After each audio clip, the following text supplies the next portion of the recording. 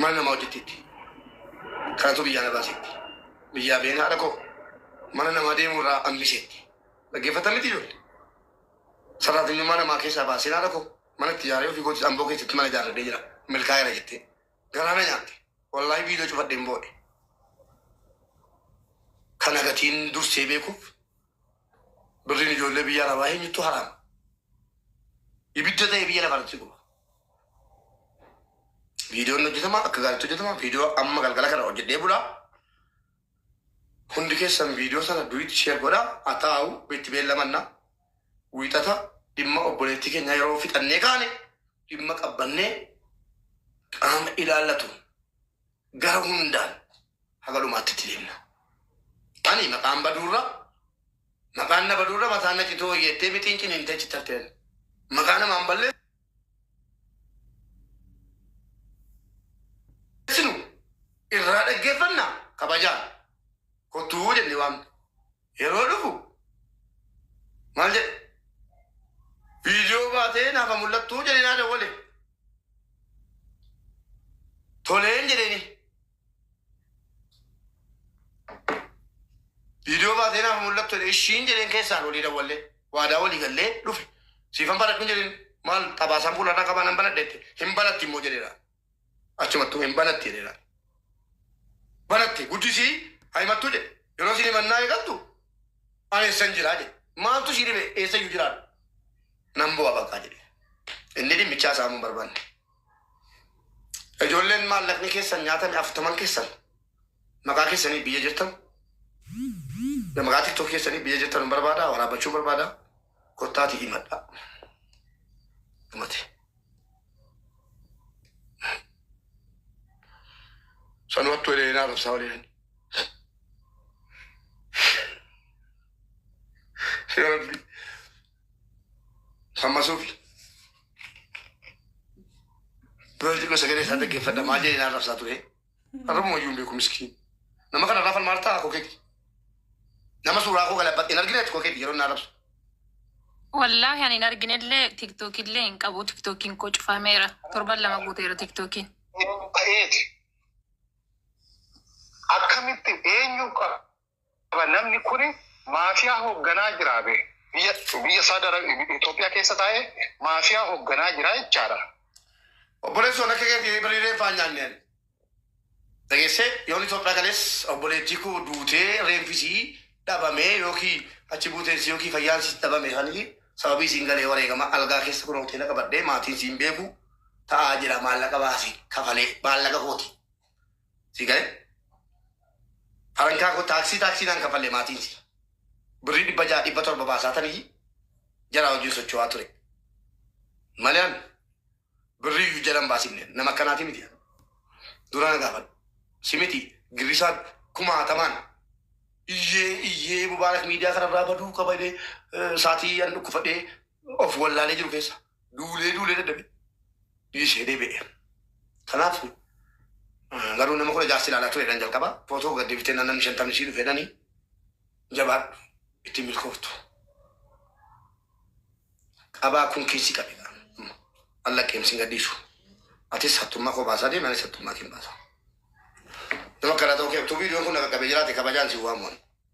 Viidiyoo masirratti gadhiisafte viidiyoo umrii guutuu si wajjin naannoo. Geesse viidiyoo dhalli kee ilaalu wallaahi yuutuubiiras wallaahi yuutuubara afaan adda addaatii yoonii kenninaan abbaan kun hangachine. Birrii reeffaa nyaatanii. Yereesaa bilee የሚበላ አረብ ሀገር የሞተች ሴት ልጅ አረብ ሀገር የሞተች ሴት ልጅ ሬሳዋ ወደ ሀገር እንዲገባ የአረብ ሀገር ሴቶች 320,000 ብር ካዋጡ በኋላ ብሩን በላ ጅደና ከስታ ማሪፋ ፋሲሉ በላ አባቤ ለሱዳን እኔስ አከሲ ሰው ሊላላ እሺ ዋንጀት ወቀባተና አባን ሐቂ ዱበተዳቲ ሰገለ ከሰን ፉደን ደም ቪዲዮ ራባ ሙባረክ ሰላም አለይኩም ወራህመቱላሂ ወበረካቱ ወአለይኩም ሰላም ወራህመቱላሂ ወበረካቱ እኙ ኒዲ ረጋቻው ኤኒ ፉደን ደም ቪዲዮ ራባ ሙባረክ ነምቡሲን ዲመተኮ ምን ዱፌ ወራባን ተከናራ ፉዱን ዲማን ቀቦን ዲማ ዲፈማው ጅን ይሬ ነትገሩ ሃሱ ማለት ቢዱ ዲፈማና ጎዳ dhimma shamarran biyya Arabaarran jiraan hin saamamanii. Anis waa'uma masaniiti Mubaarak. Waa'ee kanaam waa'ee dhimma irra jirru moo? Waa'uma kanaati kanuma wal qabataa fakkaatuma akkanaati.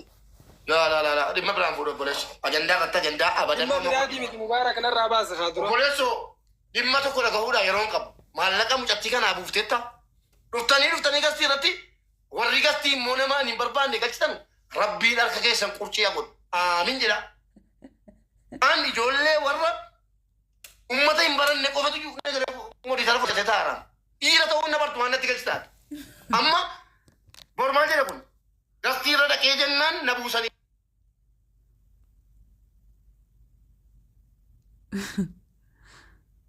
Miti dhageessanii feemasni feetu jimmaan ta'ii feetu jiddaan ta'ii itti barbaadde feemasni tiktookii irra jiru. Mubaarak tasgabbaay Mubaarak. Hayyee Mubaarak kan darbitullee numaan dubbaddaa wanii an dubbachuu barbaade waan biraa osoo hin tahin maallaqa namaa tokkoon na bira jira.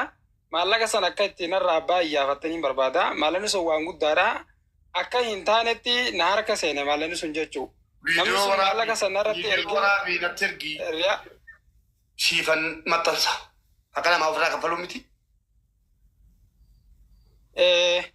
Bu'ee fixachiisi mee nama haqa namaa kennu kana wanni fixachiisi. Namni haqa namaa nyaataa inni haqa namaa deebisuudhaaf cinqama. Wanni kun waggaa amata lamaa fi baatii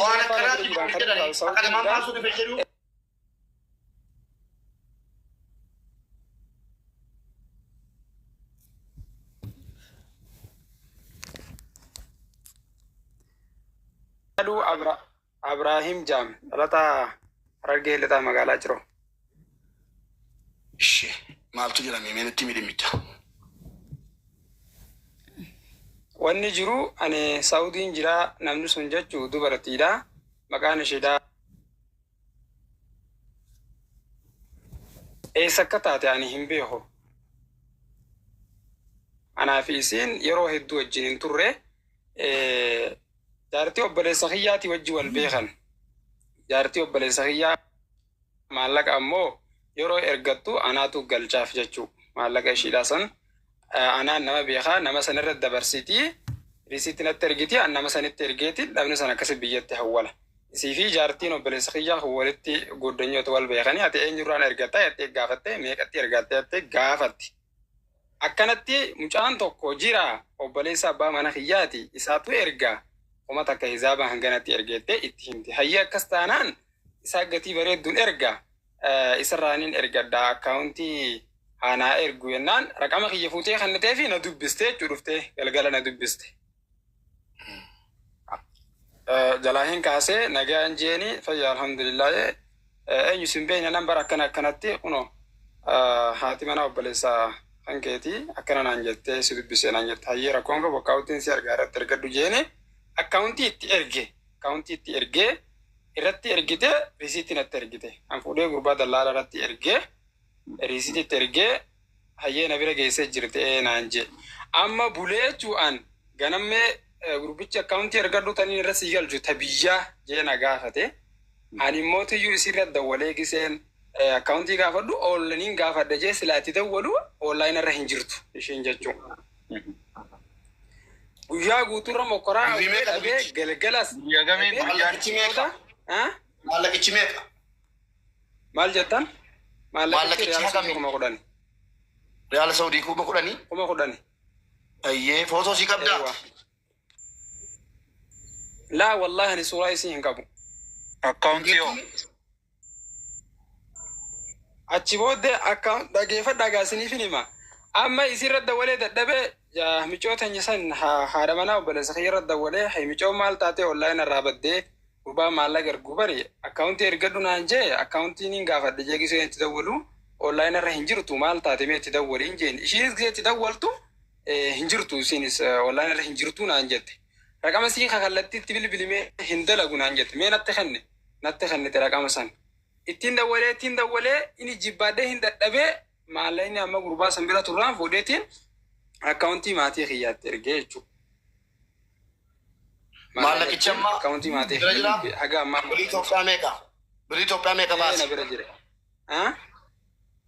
Birii Itoophiyaa meeqa baase? Maallaqichi riyaalli 10,000 san jechuu. Hin dhaga'amu? Hello? Dubbadhu ni dhagama. Maallaqichi riyaala Suudii 10,000 hisaaba 29tiin naa galche jechuu gaafa sanii dallaalli an irraan galchu suni. Waliigalli isaa meeqa ta'e? Waliigalli isaa meeqa ta'e maallaqichi? 300 fi 300 fi riisitti na bira jirti gaata inni na arge 300 fi 44 fi wayi maallaqni suni 8 fi wayi birri 20 wayi afaan jira. Hisaaba 29 na galcha 300 fi 44 fi riisitti isin erguun hin danda'a hagana jechuudha. Maallaqni suni birichi hagami erga galee. Birichi erga galee hagami. Birichi erga maatii fi hagam geera. Waggaa 2 fi baatii 5 keessa jira. Waggaa 2 baatii 5 dhaggeeffadhu waan si gaafadha. Waggaa 2 baatii 5 nadhaa birriin Saudii 29 miti tokko jedhe. Riyaalli 10,000 birrii 400 hin baasu 2 jedhe.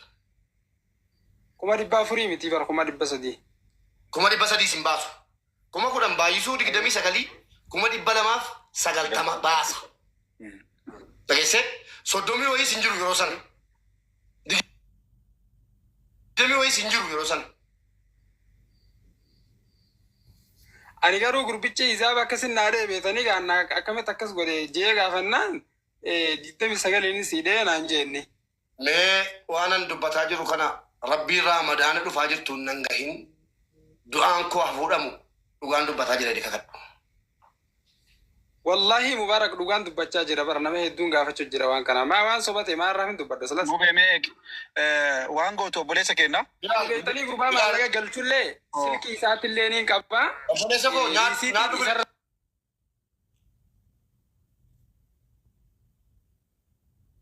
bilbila siyaa kennu. Ono godhadhuuti mana bilaalitti dhaqee haasee ajandicha. Bilaal dhiifa manaa godhe.